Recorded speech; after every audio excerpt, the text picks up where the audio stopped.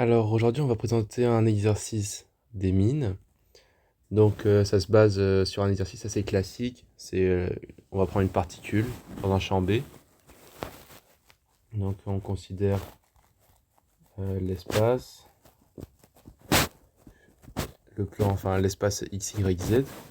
Et on va avoir un champ B à l'intérieur de tout cet espace. Sauf que ce champ B, la particularité de cet exercice-là, et ce pourquoi il est aux mines, c'est parce que le champ B dépend de x. De pi x sur lambda y.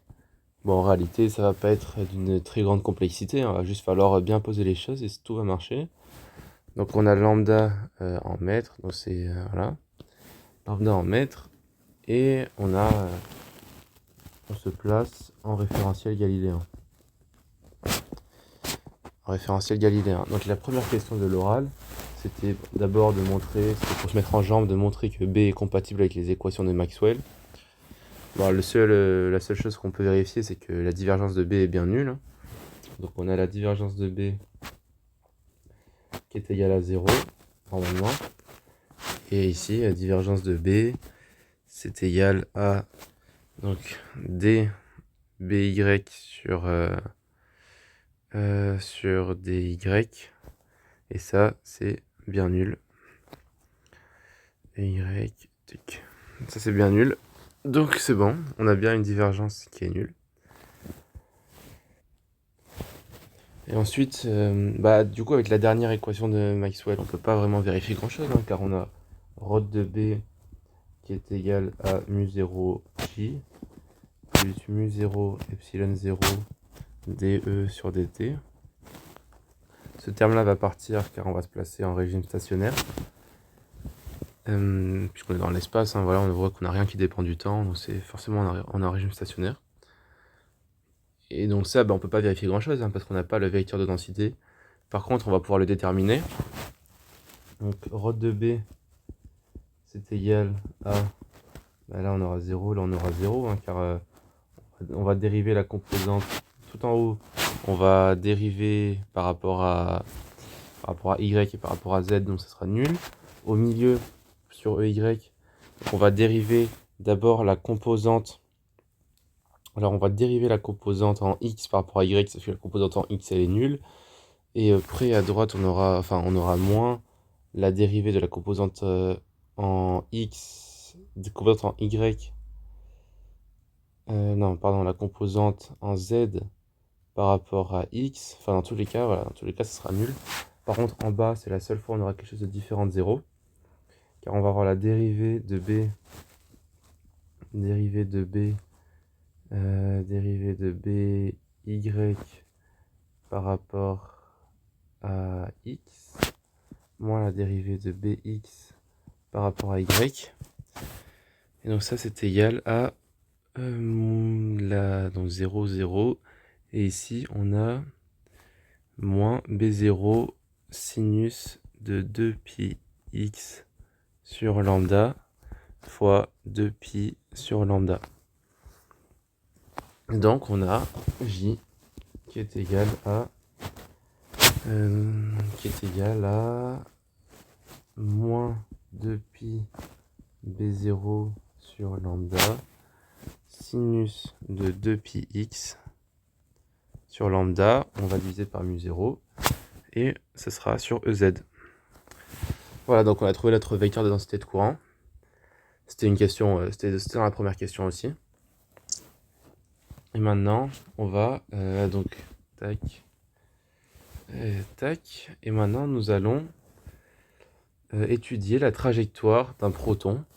Donc un proton qui va se déplacer dans un champ B avec une vitesse initiale. Un proton de charge E, de masse M, partant de l'origine avec V0, une vitesse initiale qui est égale à V0 sur EX. Et V0 qui est égal à E B0 lambda sur 2πm. Alors maintenant, on va devoir étudier la trajectoire. Donc, bien sûr, là, c'est un réflexe normalement que vous avez, hein, si vous êtes prêt à passer les oraux. C'est-à-dire qu'il va falloir faire un PFD. Et c'est pour ça qu'on a d'ailleurs le référentiel galiléen. Donc on a M dV sur dt qui est égal à Q fois V vectoriel B. Enfin, c'est pas Q, c'est E, hein, ici, bien sûr. QV vectoriel B. Donc on va projeter ça sur nos... Enfin, déjà, on va rapidement, hein, on va faire V vectoriel B. Ça, c'est égal à... on va prendre V qui est égal à Vx EX plus Vy EY plus Vz EZ. On va pouvoir simplement projeter tout ça sur chacun de nos axes. D'abord le produit vectoriel. Donc il est égal à on a V vectoriel B0 cosinus de 2pi x sur lambda EY. Donc ça va être égal à... On va avoir, donc quand on va avoir le V, on va avoir le EX avec le EY qui va nous donner EZ. On va avoir Vx B0 cos de 2pi x sur lambda EZ. Plus, donc on va avoir le EZ avec le EY, donc ça va nous donner moins VZ B0 cosinus de 2pi x sur lambda EZ EY EZ EY, donc ça nous donne bien moins EX, ok c'est bien ça. Voilà. Et maintenant on va pouvoir projeter nos équations. On a M dVx sur dt qui est égal à moins Vz B0 cosinus de 2pi x sur lambda. On a M dVy sur dt qui est égal à 0. Et on a M dVz sur dt qui est égal à Vx B0 cosinus de 2pi x sur lambda. Et donc là, il va falloir utiliser une petite astuce. Donc vous pouvez réfléchir un peu, hein, comment est-ce qu'on va pouvoir calculer ça. Bon, alors peut-être qu'on pourrait poser par exemple, hein, c'est pas ce qu'on va faire, mais peut-être qu'on pourrait poser U égale Vx plus IVZ. Il y a des chances que ça marche, hein, c'est-à-dire qu'on combine tout ça, et après on aura des conditions initiales, et voilà, ça c'est pour... parce que là on a des équations couplées, donc c'est pour les découpler. Mais là on va faire quelque chose qui est assez astucieux. Parce qu'on a on a Vx, Vz qui va dépendre, donc qui va sûrement dépendre de i, qui va sûrement dépendre de z.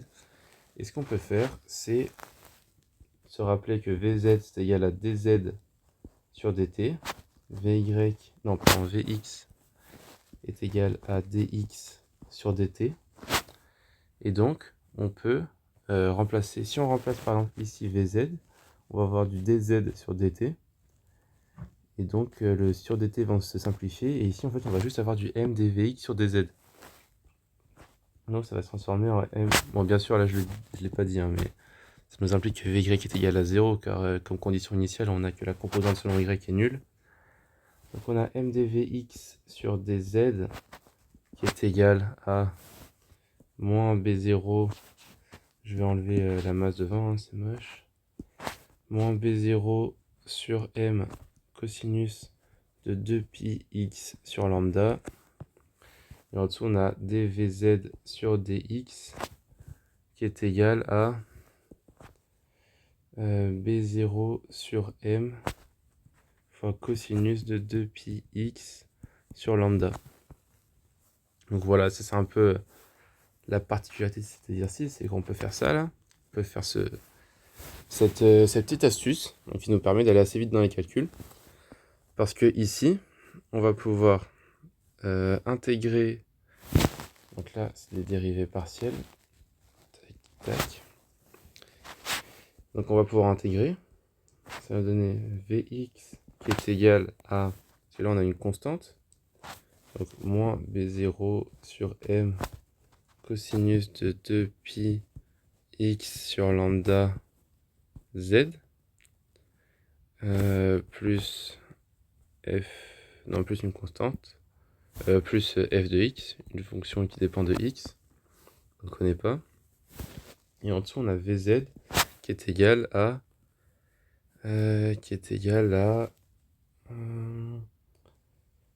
donc, il faut intégrer.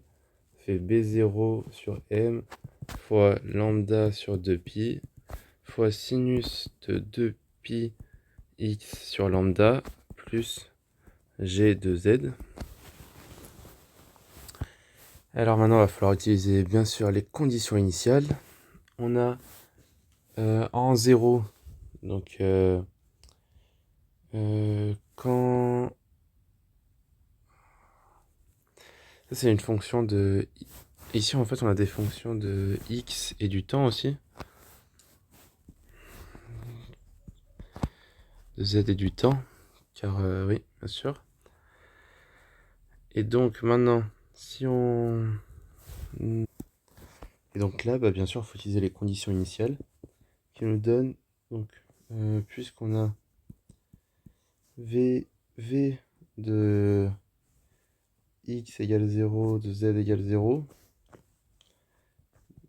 qui est égal à v0. Donc c'est à l'origine de l'espace, on a juste v0 selon x. Et alors ça nous donne Vx qui est égal à moins B0 sur M cosinus de 2pi x sur lambda z plus V0. Et on a Vz qui est égal à B0 sur M fois lambda sur 2pi sinus de 2pi x sur lambda plus 0. Et là on nous demande bon, voilà, d'étudier la trajectoire pour x tracé pour x appartenant à 0 lambda sur 4. Donc entre 0 et lambda sur 4, en fait, le truc qui va se passer, c'est que lambda sur 4, on peut voir, ça va faire... donc si x égale à lambda sur 4, ça va faire du pi sur 2. On va être entre 0 et pi sur 2, pour l'angle contenu dans les cosinus et les sinus. Et donc, quand c'est égal à 0, donc en 0, qu'est-ce qu'on a? En 0, on a... si on va tracer, non, ce qu'on veut tracer, c'est z en fonction de x. On peut faire... je sais pas si c'est mieux ça ou si c'est mieux l'inverse. Je pense qu'on va tracer, voilà, z en fonction de x. Ou x en fonction de z. En tous les cas, ça va rien changer. Donc si on trace z en fonction de x, à l'instant initial, quand x est égal à 0, c'est au début, on a Vz qui est nul, donc la vitesse selon z qui est nulle. Par contre, en x égale 0, on a une vitesse selon x qui est différente de 0. Et quand z égale 0, on a une vitesse selon x qui est seulement égale à v0. Voilà, c'est comme ça que vous devez réussir à tracer votre courbe. Et après, on voit que la vitesse selon z, elle va augmenter. Car x va augmenter, du coup le sinus va être croissant. La vitesse selon z va augmenter. Et au contraire, la vitesse selon x va tendre vers 0 assez rapidement avec le cosinus. Car le cosinus sera prédominant devant le z. Le z qui va augmenter, mais le cosinus qui va tendre vers 0.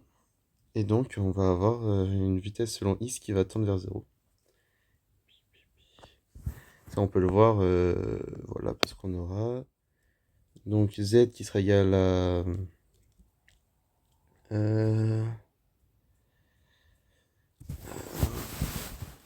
Bon, voilà, du coup, on a ça. Et bah voilà, on a tracé notre trajectoire.